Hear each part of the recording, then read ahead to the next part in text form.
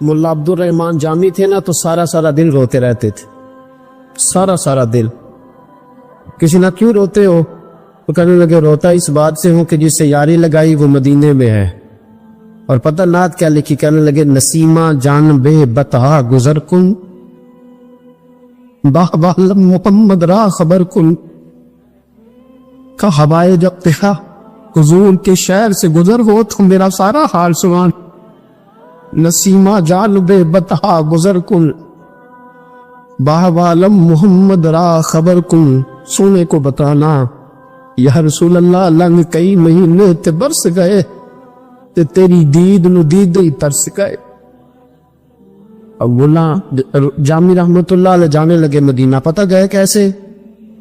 ऊंटों का काफिला जा रहा था, उस काफिले में छुप के मुल्ला जामी काफिले में छुप गए, मदीने जा रहे। आपको खुद ही मेरी बात सुननी पड़ेगी, कुछ तबीयत ऐसी हो गई है कि मैं समझा शायद ना पाऊं, आप गौर करना पड़ेगा आपको। मुल्ला जामी काफिले में छुप गए, ऊंटों के काफिले में। अभी निकले थे अपने शहर से, मदीना दूर था। मदीने का उस वक्त का जो हाकिम था, अल्लाह के नबी ख्वाब में मिले। हुजूर ने फरमाया जामी को जाके मना कर, उसे कह मेरे रोजे पे ना आए, रोक दे।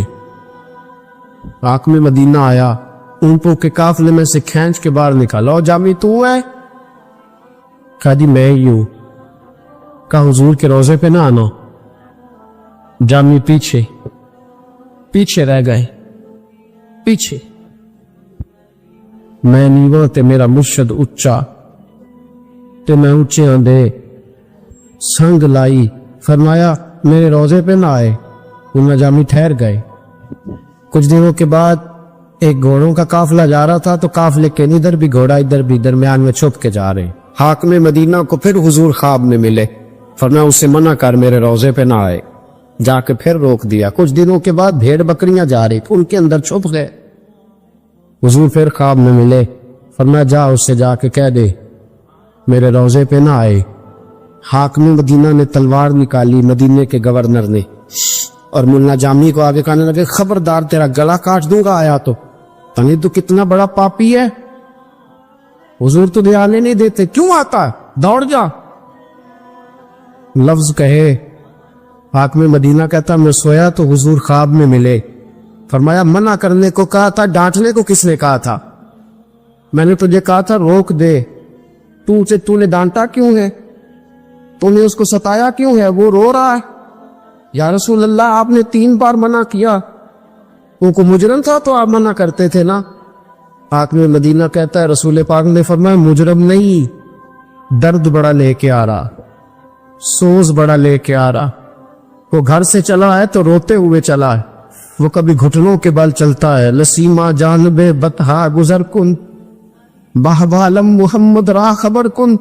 और कभी कहता है गरीबम बेसहारम खातसारम या रसूल अल्लाह, गरीबम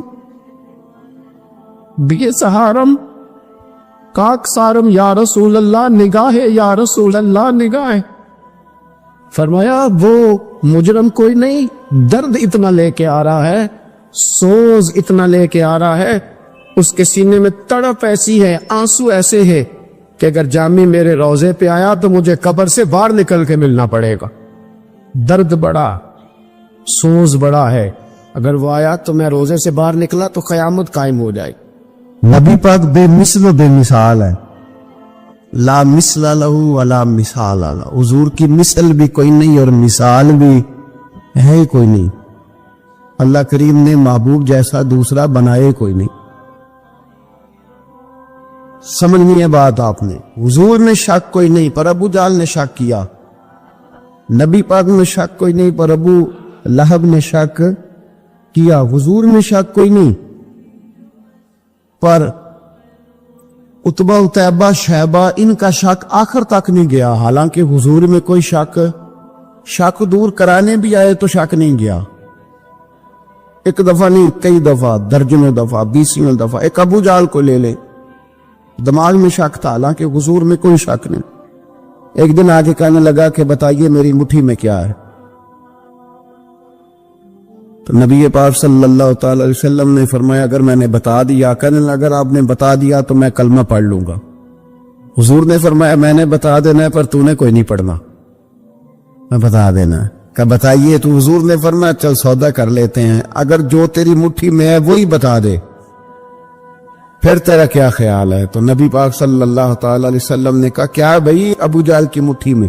تو اس کی مٹھی میں کنکر تھے، کنکروں نے کلمہ پڑھنا شروع کر دی۔ جب کنکروں نے کلمہ پڑھا، پتھر تھے وہ، انہوں نے کلمہ پڑھا، ابو جہل نے وہ کنکر زمین پہ پھینکے، کہنے لگا اوہو تیرا جادو تو پتھروں پہاڑوں پہ بھی چلتا ہے۔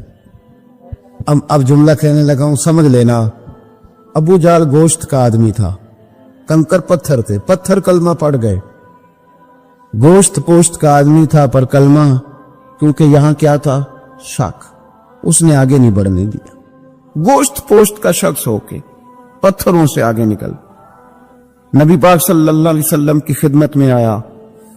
بلکہ وہ جو یہودی والی روایت ہے اس کے پس منظر میں بھی بعض محدثین نے لکھا ہے، اس کو بھی اسی نے بھیجا، کہنے لگا جاؤ نبی پاک سے جا کے کہو اگر وہ درخت آپ کا کلمہ پڑھے تو میں بھی پڑھ لوں گا۔ درخت، اب درخت ہوتے تو جاندار ہیں پر کلمے تو کوئی نہیں نہ پڑھتے۔ درخت سے بھی تو انسانوں سے کلمہ پڑھنے کی بات، اگر درخت پڑھے تو میں پڑھ لوں گا۔ نبی پاک صلی اللہ علیہ وسلم دور بیٹھے تھے، درخت دور تھا، اور امام سیوطی علیہ رحمہ نے لکھا ہے درخت بھی کیکر کا تھا۔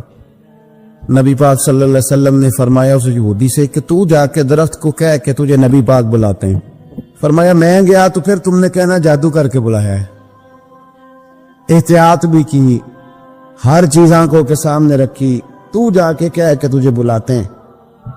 وہ بندہ گیا، جا کے کہنے لگا، اور امام سیوطی نے اس کو لکھا ہے، کہنے لگے اس نے نبی پاک کا نام بھی نہیں لیا، کیونکہ ابو جہل اینڈ کمپنی کو پتا تھا کہ مصطفیٰ کے نام میں بھی بڑی برکت، خالی نام بھی نہیں لیا۔ کہنے لگا درخت وہ جو سامنے بیٹھے ہیں نا وہ تجھے بلا رہے، نام نہیں لیا حضور کا، وہ جو سامنے بیٹھے ہیں نا، جاءت لدعوتہ الاشجار ساجدۃ۔ امام بوصیری کہتے ہیں درخت آیا اور سجدہ کرتا ہوا، زمین چیرتا ہوا آیا۔ کس طرح آیا؟ پہلے آگے جھکا، پھر پیچھے جھکا، دائیں جھکا، بائیں جھکا۔ یہاں بھی لکھنے والوں نے لکھا ہے کہ وہ نہ درخت اپنی جڑیں اکھیڑ رہا تھا، جب چلنا تھا نا اس نے حضور کی طرف آنا تھا تو آگے دائیں بائیں ہوا، جڑیں اکھیڑ رہا تھا۔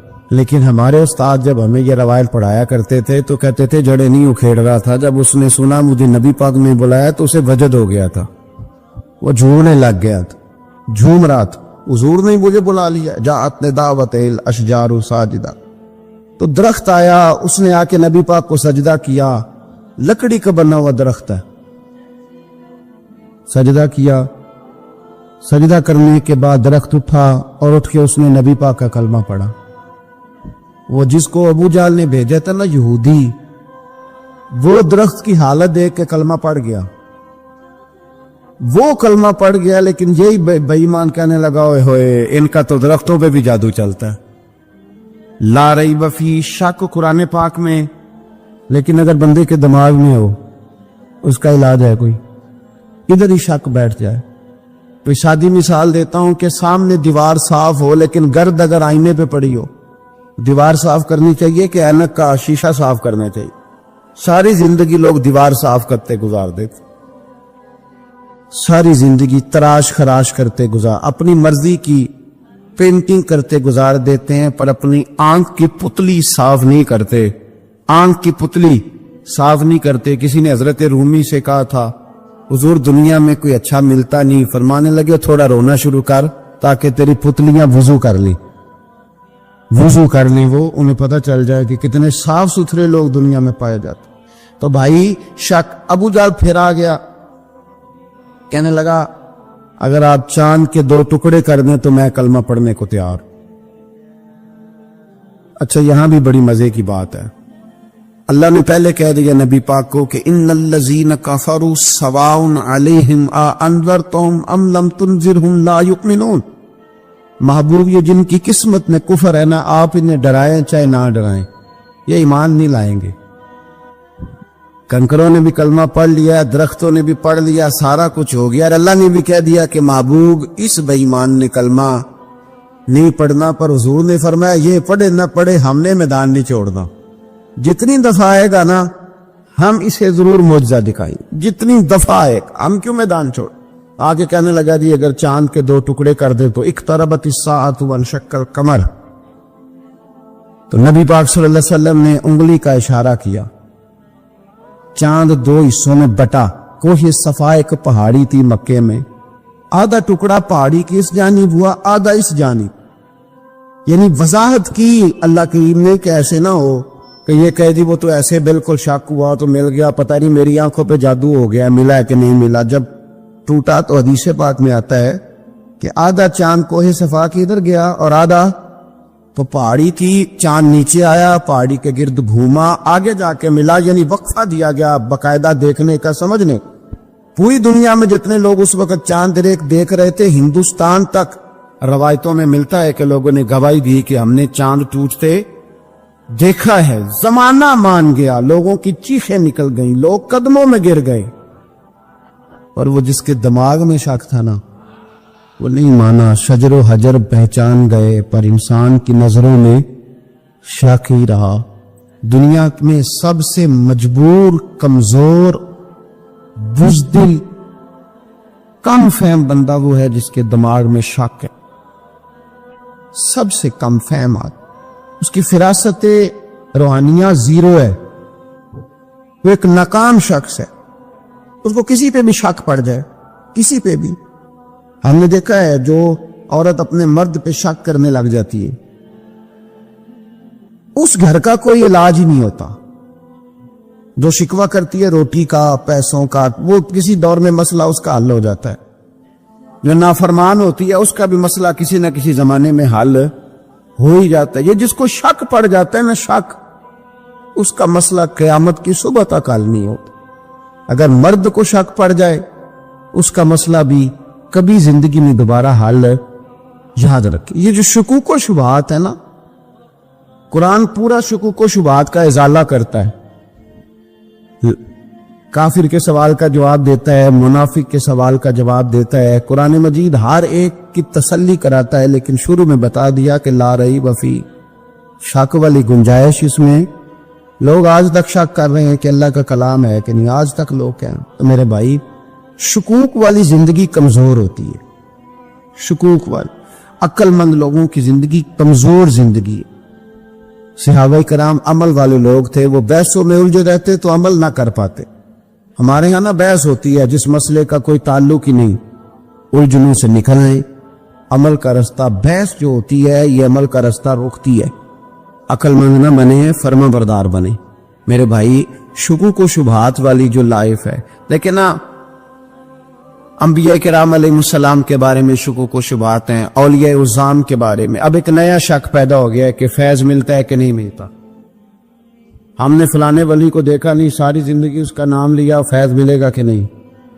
غوث پاک کو دیکھا نہیں، ساری زندگی قادری کہلایا، فیض ملے گا کہ نہیں؟ خواجہ اجمیر کو دیکھا نہیں، چشتی کہلائے، فیض ملا کہ نہیں؟ صابر پیا کو دیکھا نہیں، صابری کہلائے، فیض ملا کہ نہیں؟ او خدا کے بندے، فیض وہ چیز ہے جو نظر نہیں آتی پر محسوس سب سے زیادہ ہوتی ہے۔